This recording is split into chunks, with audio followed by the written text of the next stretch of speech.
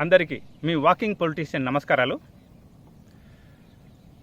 అందరూ సుఖంగా సంతోషంగా ఉంటే, అందరూ ఆరోగ్యంగా ఉంటే సంతోషించే వాళ్ళలో నేనే మొదటి వ్యక్తిని కావాలి.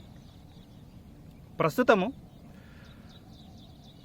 చాలామంది అనారోగ్య పాలై, అశాంతికి లోనై, దుఃఖానికి లోనై జీవితాన్ని గడుపుతున్నారు.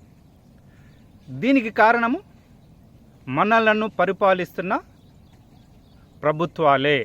ఆ ప్రభుత్వాలలో ఉన్న రాజకీయ నాయకులు కావచ్చు, అధికారులు కావచ్చు, వారి యొక్క నడవడిక, వారు తీసుకుంటున్న నిర్ణయాలు, వాళ్ళు చేస్తున్న పనులు అవి మన మీద కూడా ప్రభావం చూపిస్తాయి.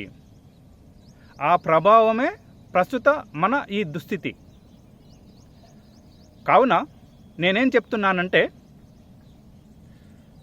మనలను పరిపాలిస్తున్న ప్రభుత్వాలు ఎప్పుడైతే సరియగు నిర్ణయాలు తీసుకుంటాయో, ఎప్పుడైతే ప్రజలకు లాభదాయకమైన, ఉపయోగకరమైన, నీతివంతమైన, ధర్మబద్ధమైన పరిపాలనను అందిస్తాయో అప్పుడు ప్రజలందరూ సుఖంగా సంతోషంగా ఉంటారు. లేనిచో ప్రస్తుతము ఎలా ఉందంటే పరిస్థితి, మహిళలపై అఘాయిత్యాలు, మహిళలపై దౌర్జన్యాలు, దోపిడీలు, దొంగతనాలు, విచ్చలవిడితనము లాంటివి విజృంభిస్తున్నాయి. దీనికి కారణము మనలను పరిపాలిస్తున్న పాలకుల యొక్క మానసిక స్థితియే. వారి జీవన విధానమే మన జీవన విధానంగా మారుతున్నది. ఎందుకు చెప్తున్నానంటే, సాధారణంగా ప్రజలందరూ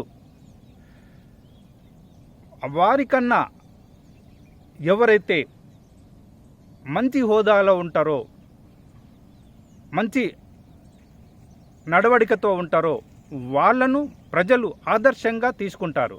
ఆ ఆదర్శంగా తీసుకుంటున్నారు కాబట్టే ప్రస్తుతము మనకు అన్ని సమస్యలు కలుగుతున్నాయి. కావున అందరూ ఒకసారి ఆలోచించాలని చెప్తూ ముగిస్తున్నాను.